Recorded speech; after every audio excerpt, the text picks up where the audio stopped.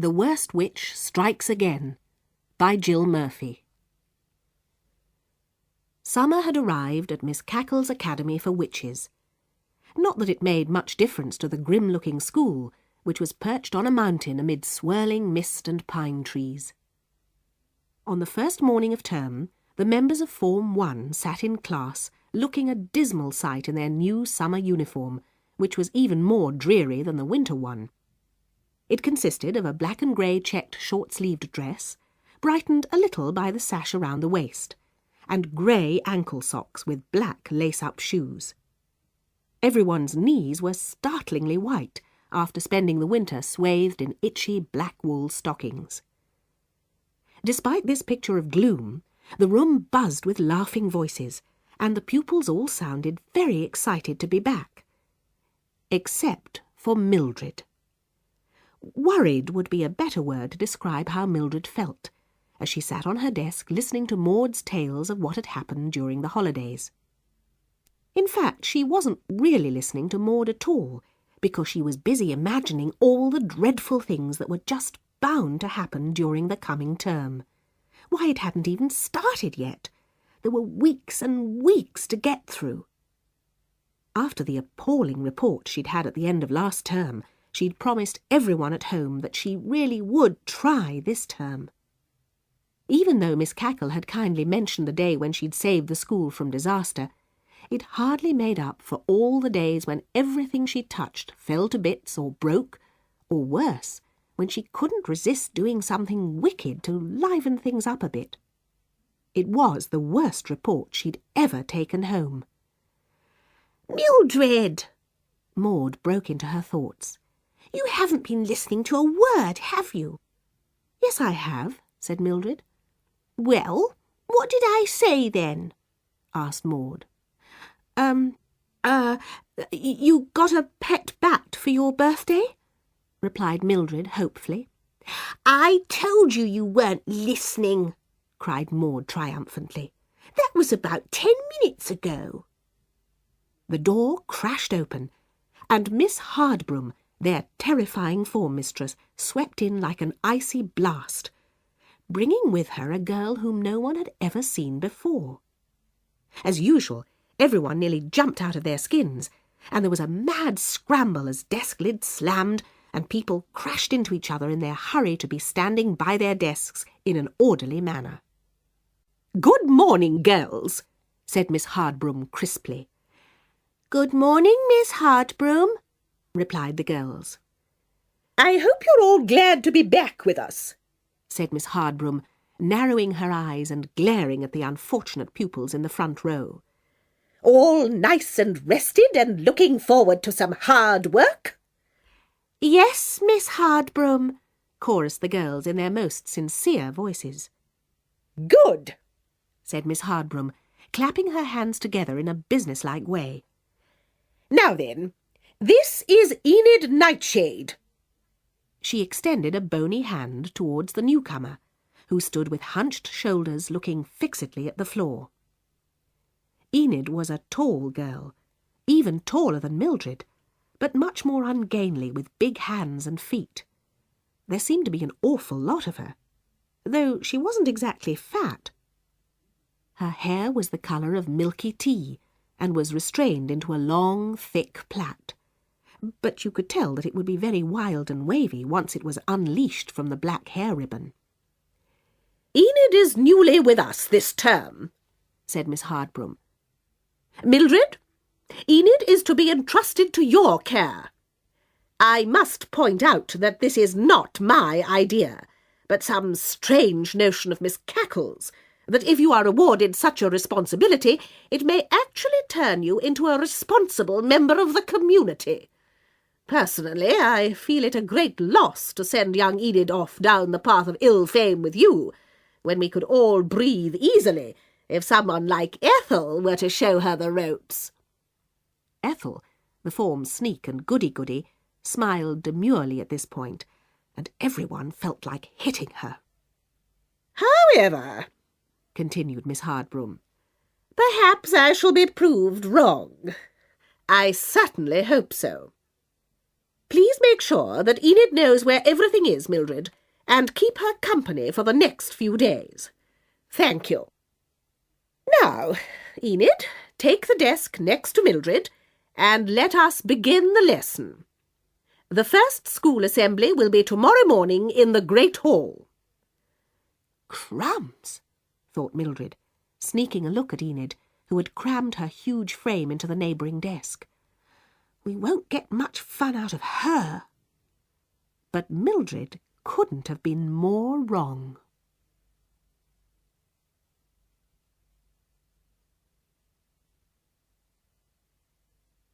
Chapter 2.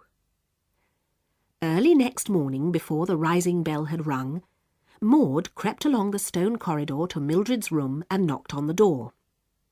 There was no reply, but this was hardly surprising, as Mildred was renowned for her ability to sleep through any amount of noise. In fact, Maud often had to go and shriek in her friend's ear to waken her when the rising bell failed to do so. Maud tiptoed into the room, closing the heavy door quietly behind her.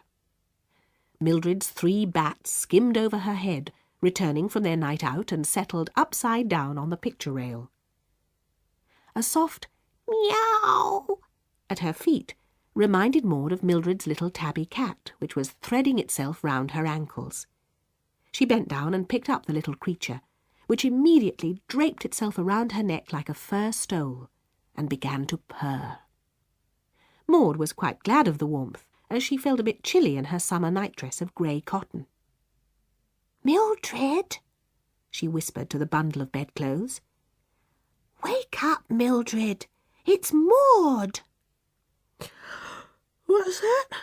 mumbled Mildred's voice from deep under the covers, followed by a series of rhythmic snores.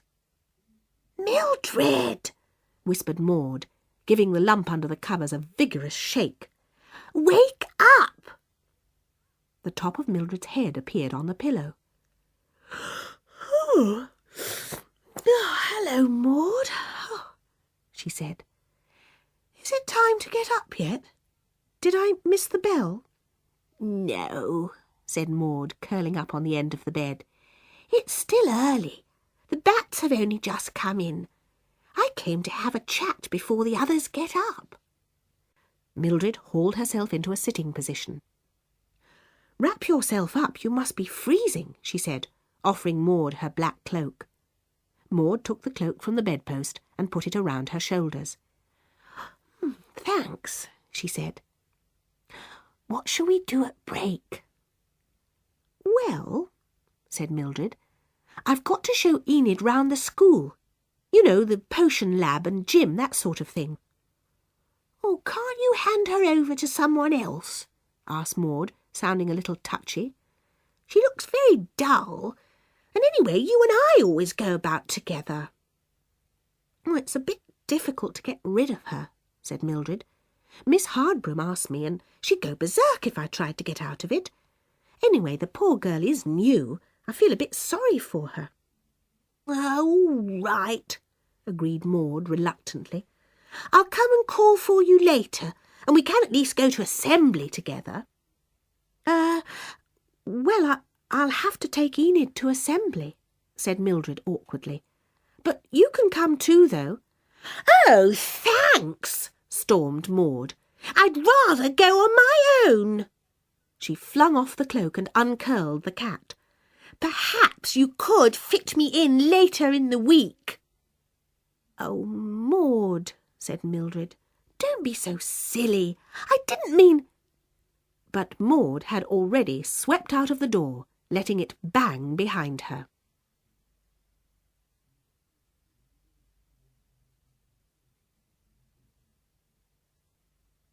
Chapter 3.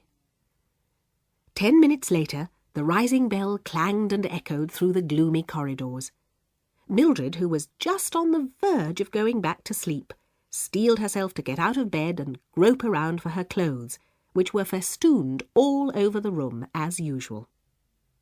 The summer dress was much easier to cope with than the winter uniform. Somehow, in winter, she always got in a dreadful muddle with her tie. She was just about to go and bang on Maud's door and surprise her by being ready, when she remembered about Enid, and set off to the next corridor to call for her. "Enid, are you up yet?" she called softly through the door. "Hang on a sec," called Enid's voice. "I'm just feeding the monkey." Monkey, thought Mildred. I must have misheard. But she hadn't. When she pushed open the door, there sat Enid on her narrow bedstead. Perched on her shoulder was a slender grey monkey eating a banana. "It's to go on the back of my broom," explained Enid, as Mildred hastened inside and closed the door, in case by some mischance Miss Hardbroom should materialise outside. "But it's a monkey, Enid," exclaimed Mildred. "You won't be allowed. It says in the rules that we can only have cats. We can't even have owls." "Oh, it'll be all right," said Enid airily. "No one'll notice when it's all hunched up on the end of my broom." "I wouldn't be too sure," said Mildred darkly. "You don't know Miss Hardbroom yet." "Anyway," continued Enid as if she hadn't heard Mildred's dire warning, "it's much more fun than a silly old cat. It can hang upside down by its tail and do all sorts of things." "Well," said Mildred doubtfully, "I do hope it'll be all right." "Come on, we'd better go down to assembly or we'll be late, and that would never do when I'm supposed to be looking after you." As the girls filed into the great hall, Mildred caught Maud by the arm and whispered, "Hey, Maud, you'll never guess what Enid has got in her room." But Maud didn't answer, and brushed past with her nose in the air. Miss Hardbroom stood beside the headmistress, Miss Cackle, on the platform at the end of the great hall. Unlike Miss Hardbroom, who was scowling, Miss Cackle beamed down at her flock, which stood in neat black and grey checked rows in front of her. Mildred could not suppress a snigger at the strange-looking pair they made. Miss Cackle, short and wearing a tight dress of grey satin which made her look very bulgy, and Miss Hardbroom, tall and extremely thin, wearing a gown with black vertical stripes which made her look even taller. Miss Hardbroom's piercing gaze swept past like a searchlight, causing Mildred's smile to vanish instantly like the sun behind a cloud. "Welcome back, girls," said Miss Cackle. "You have a term of hard work ahead of you. As well as the usual exams, there will be the school sports day, which I know you all look forward to." At this point, Miss Hardbroom closed her eyes and a look of pain flashed across her face. Mildred also felt a twinge of dread as she remembered the disastrous broomstick display at Halloween the year before. Now Miss Cackle looked a little shy. "And there will be my birthday celebration, when I look forward to the little songs and chants which you always prepare for me." A gentle groan ran round the room. Miss Cackle's birthday celebration was the most boring event of the year.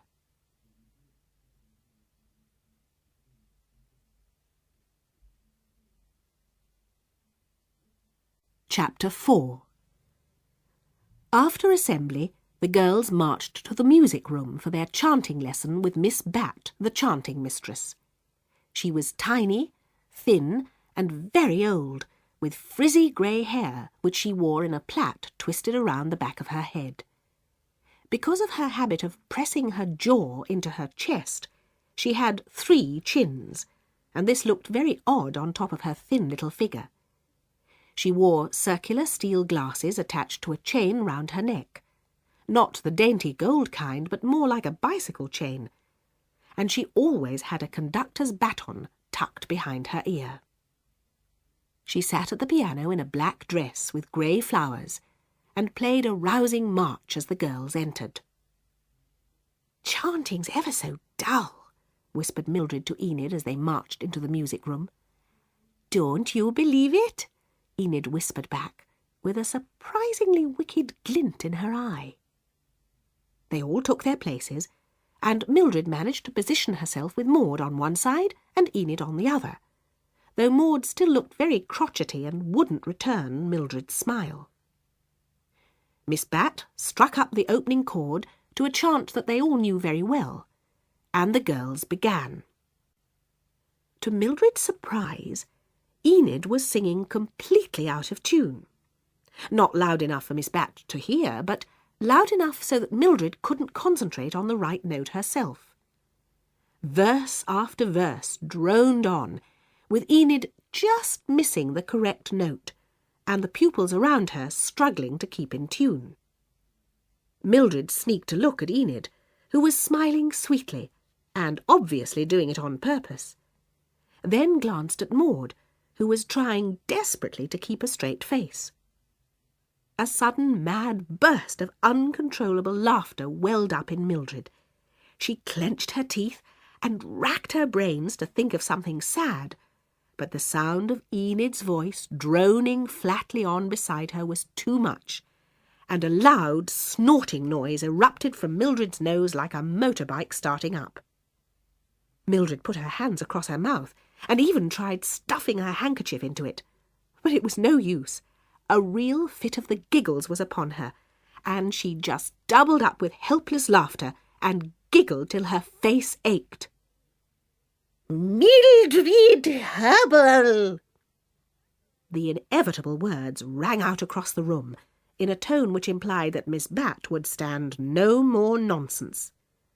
Everyone had stopped chanting, and Mildred's peals of laughter echoed embarrassingly round the silent walls. "Come out here at once," ordered Miss Bat. Mildred clumped through the rows of pupils and stood next to the piano. She took a deep breath and managed to look serious, though her face was flaming and the sound of Enid's voice still resounded in her head. When Miss Bat was angry, there were two things she always did.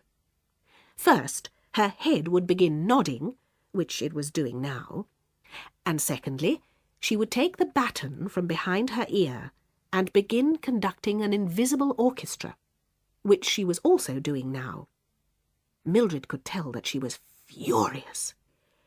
"What, may I ask, is so hilarious that you are prepared to disrupt the entire chanting lesson for the sake of it?" inquired Miss Bat coldly. "No one else seems to be laughing. Perhaps you would let us all in on the joke." Mildred stole a glance at Maud and Enid. Maud was staring intently at her feet, and Enid was gazing at the ceiling, the picture of innocence.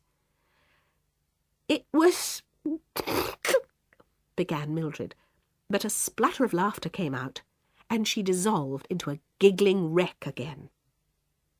At last the wave subsided, and she was left breathless but able to speak. "Now, Mildred," quavered Miss Bat, in a voice like a taut violin string, "I'm waiting for a reasonable explanation." "Enid was singing out of tune," said Mildred. "Well," said Miss Bat, "I hardly think that is a reason for such a display of appalling manners. Come here, Enid, my dear." Enid came and stood next to Mildred by the piano. "Now, my dear," said Miss Bat kindly, "you must not feel shy because you can't sing very well.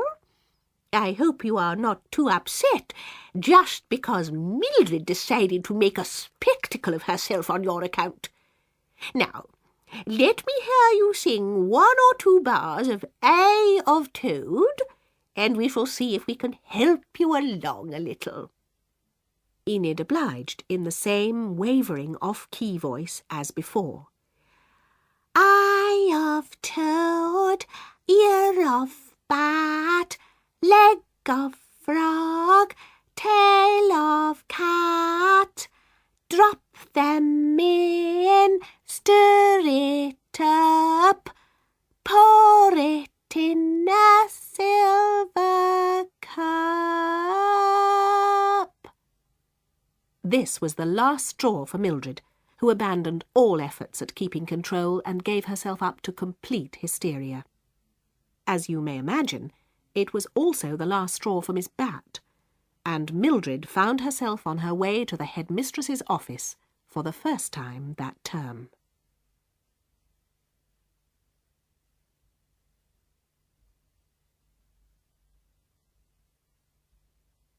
Chapter 5. Miss Cackle was not pleased when Mildred entered her study. "Good morning, Mildred," she said wearily, motioning the hapless pupil to sit down. "I suppose it is too much to hope for that you are sent here with a message or for some innocent reason?" "Yes, Miss Cackle," murmured Mildred. "Miss Bat sent me to you because I was laughing in the chanting lesson. One of my friends was singing out of tune and I couldn't stop laughing." Miss Cackle looked at Mildred over the top of her spectacles, and Mildred wondered why Enid's singing didn't sound in the least bit funny now, in front of the headmistress. "I wonder," said Miss Cackle, "if there is any hope at all for you in this academy. You take 1 pace forward, then 4 paces backward. It's the same old story, Mildred, isn't it? And the term's only just begun. I see that Miss Hardbroom was right when she disagreed with my plan to put you in charge of the new girl. I have put you in a position of responsibility, Mildred, and you must live up to it, not let me down." "Yes, Miss Cackle," agreed Mildred fervently. "It would be a sad thing indeed," continued Miss Cackle, "if you were to lead this innocent new pupil up the garden path with you, would it not? Now, child, for the last time, pull yourself together, and let me hear no more about you for the rest of the term." Mildred assured Miss Cackle of her good intentions and meekly left the room. As there was still a good hour of chanting left, and Miss Bat had told her not to come back, Mildred decided to sneak up to Enid's room and take a look at the monkey. Mildred could hear her fellow pupils chanting in the music room as she crept up the spiral staircase to Enid's room. It gave her a delicious sense of freedom to have a whole hour stretched before her, while everyone else in the school was imprisoned in a stuffy classroom. For once the sun had filtered through the shroud of mist, and shafts of sunlight fell dramatically through the slit windows onto the cool stone steps. "Well, I certainly made a mistake about Enid," thought Mildred. "She's worse than I am." She giggled again at the thought of the tuneless chanting, and opened the door of Enid's room. As she did so, the monkey, which had been sitting on the bedpost, made a dive for the door straight over Mildred's head and off down the corridor, screeching with delight. Mildred saw its long tail whip round the corner as it plunged down the spiral staircase. "Oh, no!" thought Mildred, setting off after the creature as fast as she could. She arrived breathless at the bottom of the staircase, only to find that the monkey was nowhere to be seen. "Oh, dear," she muttered aloud. "What am I going to do?" "What should you be doing, Mildred?" asked a chilling voice behind her. "Oh, nothing, Miss Hardbroom," replied Mildred, for it was her form mistress who had appeared from nowhere. "Nothing?" echoed Miss Hardbroom frostily. "At this time of day? Why, I ask myself, should Mildred Hubble be hurtling around the corridors when everyone else is usefully employed in a lesson somewhere? And why, I ask myself, should Mildred Hubble's socks be trailing round her ankles?" Mildred bent down and hastily pulled them up. "I was sent out of chanting, Miss Hardbroom," she explained. "Miss Bat told me not to come back, so I've got nothing to do for the next hour." "Nothing to do?" exploded Miss Hardbroom, her eyes flashing so wildly that Mildred backed away. "Well, I would suggest that you take yourself to the library and brush up on your spells and potions for a start, and then perhaps, if there is any time left, which I doubt, you can come and find me in my room, and I will give you a test on what you have learned." "Yes, Miss Hardbrum," said Mildred. Desperately trying to work out where the monkey could have got to, Mildred took the corridor which led towards the library. She looked back over her shoulder and saw that Miss Hardbrum had vanished, which was very confusing, as you were never sure if she was watching invisible or if she'd walked away. Mildred walked on for a few more corridors, then waited and listened. All she could hear was the faint chanting of Form 1 in the distance, so she set off in search of the lost monkey again. Something moving caught her eye through one of the windows. It was the monkey, halfway up one of the towers, swinging about by its tail. It had managed to get hold of a hat from somewhere and was wearing it rammed down over its ears. If Mildred hadn't been quite so horrified, she would have seen how funny the animal looked. "Oh, come down, monkey, please," she called as softly as possible. "I've got a nice banana for you." But the monkey only let out a shriek and climbed a bit higher. Mildred ran as fast as she could and fetched her broomstick. As far as she could see, the only way to get the monkey down was to fly across and catch it. Nervously, she stepped onto the window ledge and lowered herself onto the broomstick. She gave the command for it to fly, but unfortunately, as she gave it a tap, which was the signal for it to start, she slipped, and the broom zoomed off with Mildred hanging on by her arms. "Stop!" yelled Mildred, at which the broom stopped and hovered in mid-air. Mildred tried to haul herself onto it, but that was impossible with nothing to push her feet against. Her arms were practically out of their sockets, but she was so near the monkey that she decided to give it a try and commanded the stick to fly on. As luck would have it, the monkey was fascinated by the sight of the broom and jumped onto it, where it proceeded to run up and down and swing by its tail. "Down!" Mildred commanded the broom, and the extraordinary little group whooshed downwards. As they came into land, Mildred was shocked to see that the yard was full of people. Form 3 had been having a broomstick lesson with Miss Drill, the gym mistress, and had witnessed the whole episode on the tower. Even worse, Miss Hardbrum was standing next to Miss Drill with her arms folded and both eyebrows raised. Mildred felt quite ridiculous as she floated to the ground in such an ungainly position, with the monkey swinging beside her. "Well?" asked Miss Hardbrum, as Mildred took the monkey from the broom and stood holding it tightly in case it should escape. I found it," exclaimed Mildred. "On the tower?" sneered Miss Hardbrum. "Wearing a hat?" "Yes," said Mildred, almost dying of embarrassment. "It was up there, so I thought I ought to bring it down." "And where did it come from?" demanded Miss Hardbrum, narrowing her eyes. "You haven't been arguing with Ethel again, have you?" She was thinking of the time last term when Mildred had changed Ethel into a pig during an argument. "No, Miss Hardbrum," said Mildred. "Well then, Mildred, where did you get the monkey from?" This was a very tricky situation. Mildred could not possibly sneak on Enid, but Miss Hardbrum's terrifying stare made Mildred feel that she probably knew anyway. Perhaps it was just as well that a member of Form 3 stepped forward. "She got it from the new girls' room," announced the girl. "I saw her coming out of there earlier on." "Enid's room?" queried Miss Hardbrum. "But Enid has a regulation black cat. There is no other animal in her room." She sent the girl to fetch Enid from the chanting lesson, and Enid soon arrived, looking bewildered.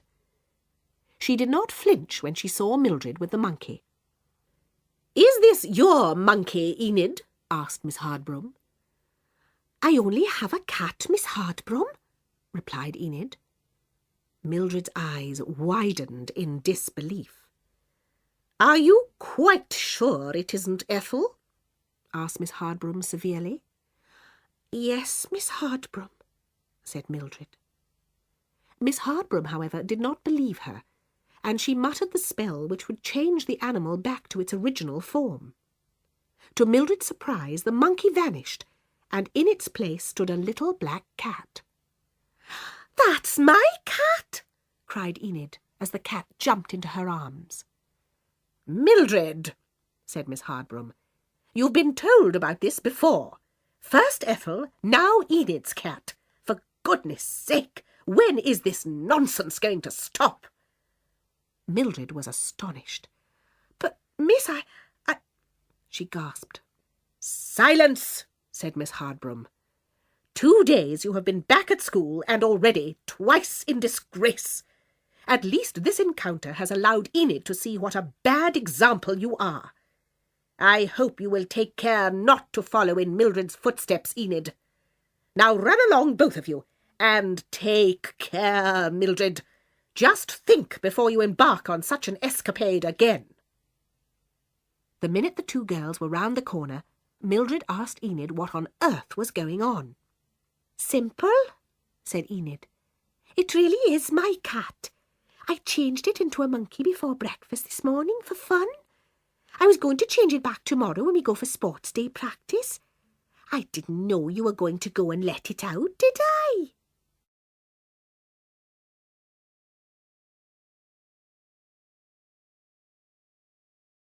Chapter 6. Sports Day loomed ahead like a black cloud for Mildred, as did anything where competition was called for. She hated the idea of trying to beat other people, mainly because she never won and it was all so humiliating, but also because it just wasn't her way of doing things. As well as this, Maud was being very trying. Just because Mildred had been put in charge of Enid, which meant that she had to take Enid around with her, Maud had gone off in a jealous huff, and had even gone as far as teaming up with Ethel. Mildred could hardly believe it when she saw the two of them together. She knew Maud was just doing it because of Enid, so she pretended not to take any notice, but in fact it nearly killed her to see her best friend arm in arm with her old enemy. There were various events on the sports day agenda: pole vaulting, sack racing, cat balancing, relay broomstick racing, and a prize for the best trained cat. Everyone practised very hard in the weeks leading up to the sports day. Mildred had long sessions with her little tabby cat, trying to teach it to sit up straight instead of hanging on with its eyes shut, but little progress was made.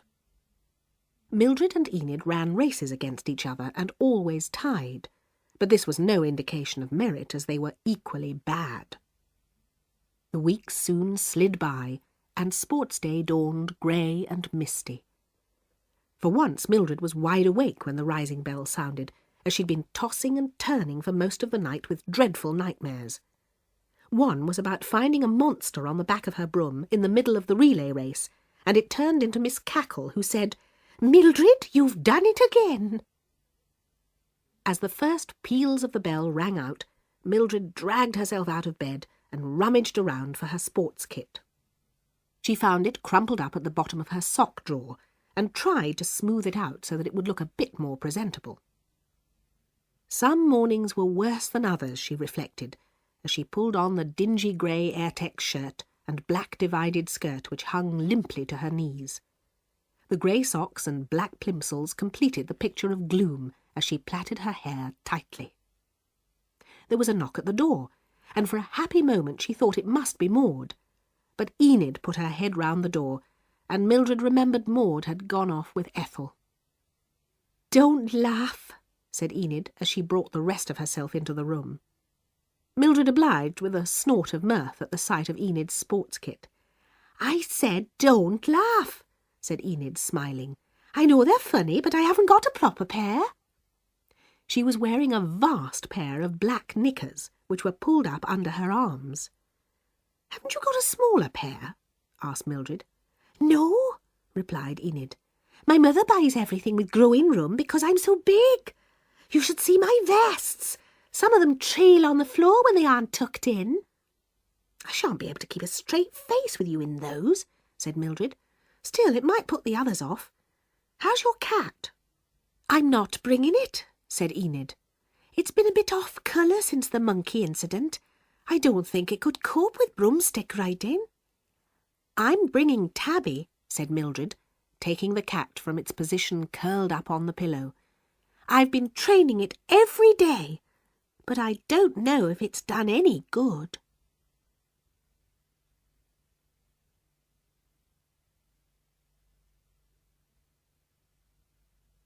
Chapter 7. Enid and Mildred sat in the cloakroom, waiting to be called for the first event, which was the pole vault. To their great consternation, they discovered that they'd been entered for everything, mainly because they were both so tall, and this gave rise to the completely false idea that they must be good at sports. We're bound to come last, said Enid despairingly. We don't have to, said Mildred, stroking the tabby cat's head which was sticking out of the top of her shoe bag. We're taller than everyone else. We ought to be better than them. Exactly, said Enid miserably. But we aren't. What we need is a touch of magic.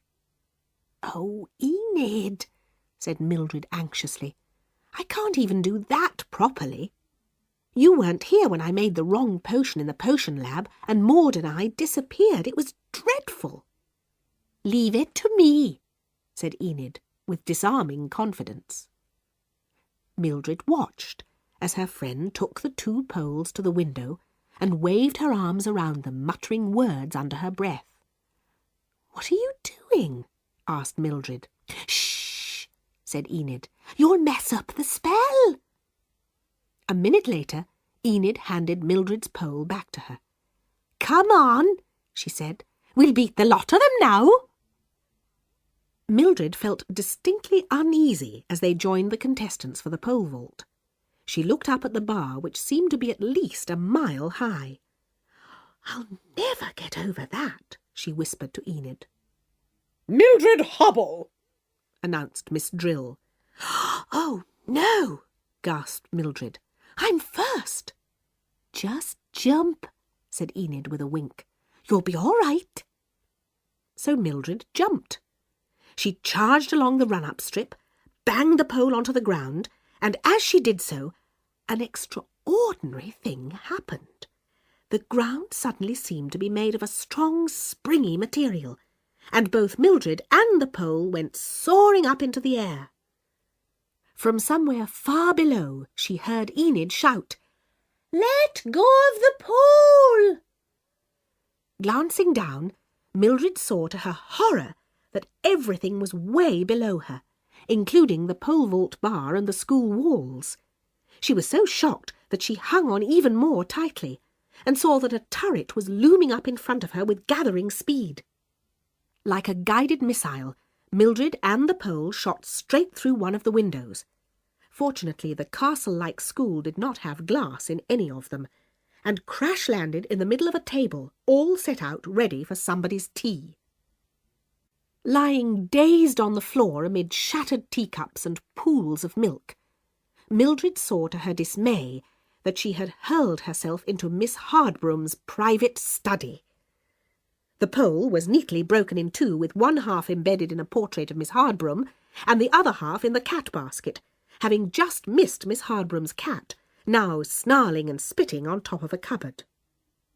It wasn't very long before the door opened, and Miss Hardbroom, Miss Cackle and Miss Drill all came bursting in through the door.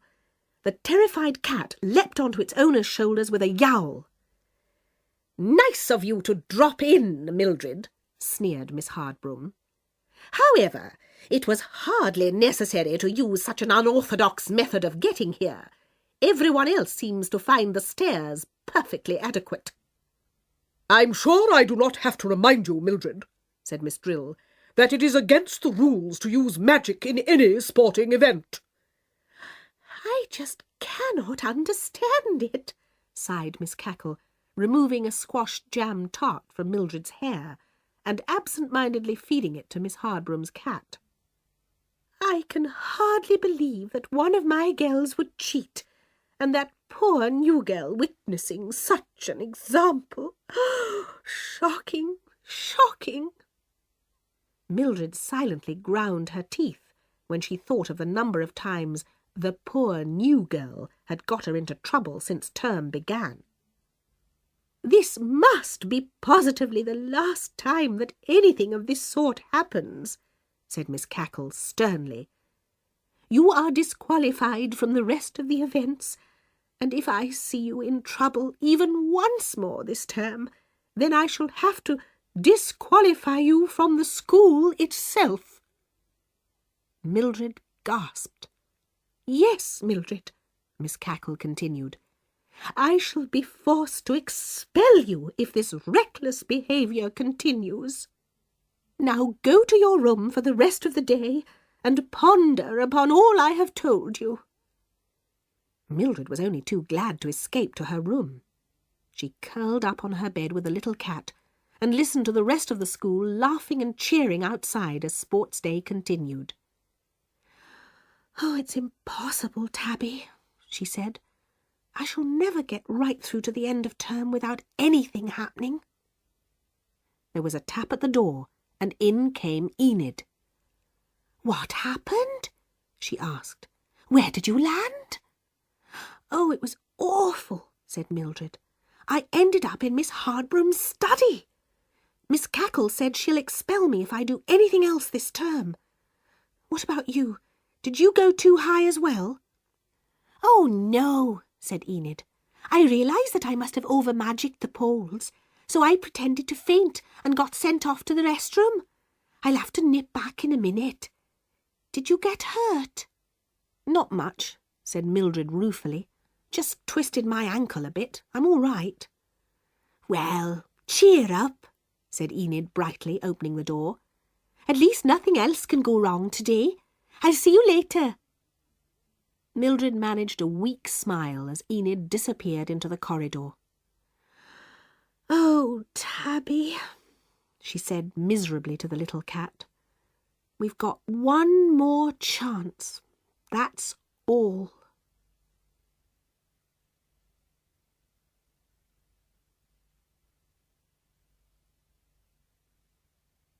Chapter 8. Mildred had not felt so anxious about being expelled since the day when she'd ruined the broomstick formation team at Halloween. She remembered all the promises to her family about being good, and thought how dreadful it would be if she arrived home with her cat and suitcases to break the dreadful news to them. She looked at her calendar and decided to struggle through each day as it came, making every effort to reach the end of term without any more incidents. Enid tried to tempt her to every imaginable escapade during the weeks that followed, but with admirable strength of mind Mildred resisted. Ethel was being particularly provoking because Maud was still her friend, but Mildred withstood all teasing and managed to battle through to the last week of term without any more trouble at all. Miss Cackle's birthday celebration was to be held, as usual, on the last day of term, and each class had chosen a little chant or poem to be performed on the day. Maud had been chosen to represent Form 1, and Mildred was relieved not to be involved apart from having to sit and listen. "This is going to be awful," announced Enid as they sat in class waiting to be called to the great hall. "Why don't we skip it? I don't know if I can stand a whole morning of recitation." "No," replied Mildred flatly. "Oh, go on, Mill," said Enid persuasively. "You aren't any fun any more. No one is going to see if we sneak off. The whole school's there. No one will notice if we aren't." "They will, and I'm not," said Mildred. "I've only got another 3 or 4 hours to get through. Then I can go home for the holidays without being expelled. I just can't risk it." "All right," agreed Enid, sounding very disgruntled. Miss Hardbroom appeared in the doorway and signalled the class to march down to the great hall. As they filed down the corridor, Enid suddenly grabbed Mildred's arm. "Quick!" she hissed. "In here!"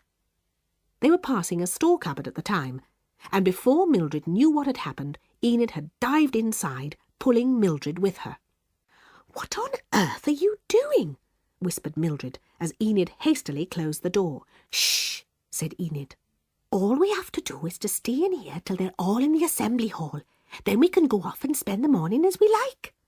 "But, oh, Enid," said Mildred hopelessly, "we're bound to get caught." Meanwhile, outside, Ethel's eagle eye had seen Mildred and Enid vanishing into the cupboard. So had Maud, who secretly wished she'd been with them. Life had been such fun with Mildred as her best friend, and a whole term in Ethel's company had been very unpleasant indeed, especially as Ethel would keep going on about how dreadful Mildred was. As Maud and Ethel passed by the cupboard, Ethel turned the key and locked the door. "Ethel," said Maud as they marched on into the assembly hall, "that was mean. You'll get them into trouble. Miss Cackle said she'd expel Mildred if she did anything else." "Exactly," said Ethel triumphantly. "I think you're a beast," said Maud. "I'm going to creep back and let them out." But at that moment, Miss Hardbroom swept along the corridor and escorted Maud's section of the line into the hall, so there was no way in which she could get back to unlock the cupboard door. Inside the cupboard, the two young witches heard the key turn. "I knew it," said Mildred. "We can't get out now, and it's the last day of term. We'll have to bang on the door when they all come out of the hall, or we'll be in here for the whole of the holiday. They'll open the door at the beginning of next term, and all they'll find will be a little heap of bones." Mildred burst into tears at this distressing thought. "Oh, Mill, I am sorry," said Enid. I'll tell them it's my fault. Don't cry. You won't be expelled, I promise."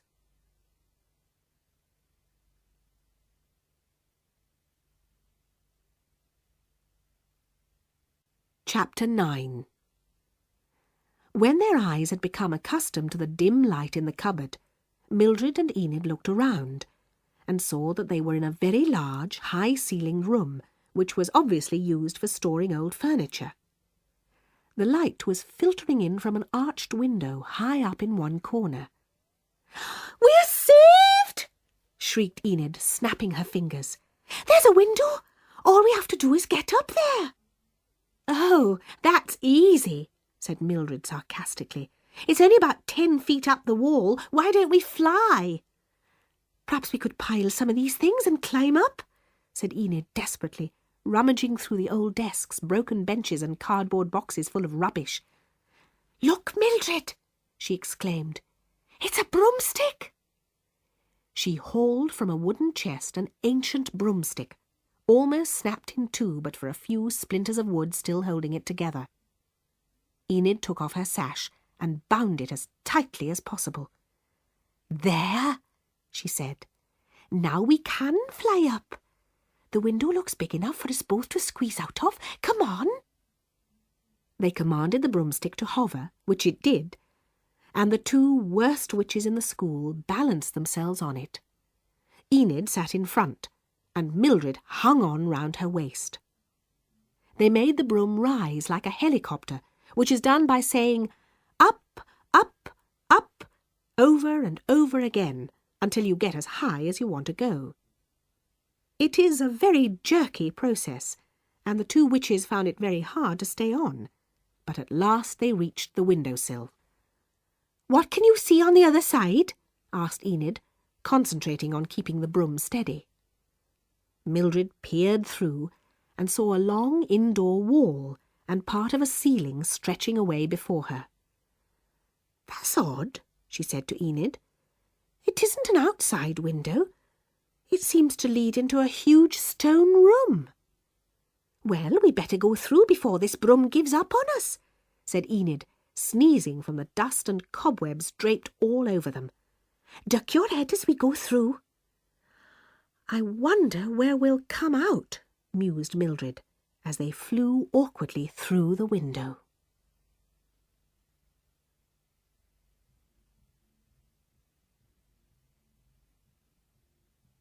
Chapter 10. Silence had been called in the great hall. Maud, who was the first performer, stood on the stage with Miss Cackle and all the mistresses behind her, and the rest of the school facing her in the lower part of the hall. She was so worried about Mildred being locked in the cupboard that she could not remember the beginning of the poem, though she had been rehearsing it for weeks. As she stood there wildly searching her memory, there was a loud sneeze and a strange scuffling sound at the back of the hall, and suddenly, from a high window in the far corner, Mildred and Enid came sailing out, covered in dust and holding on for dear life. The pupils all turned to look, and the teachers froze. It took a split second for Maud to realise that she was not imagining things, and that the window must face into the cupboard.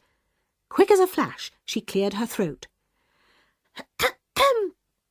Miss Cackle and staff, she announced importantly, her voice trembling. I am proud to announce a surprise item from Mildred Hubble and Enid Nightshade. A double broomstick display on a solo broomstick.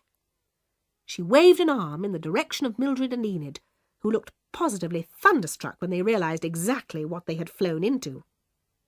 "I don't believe it," muttered Mildred, as every pair of eyes in the school turned on the unlucky pair.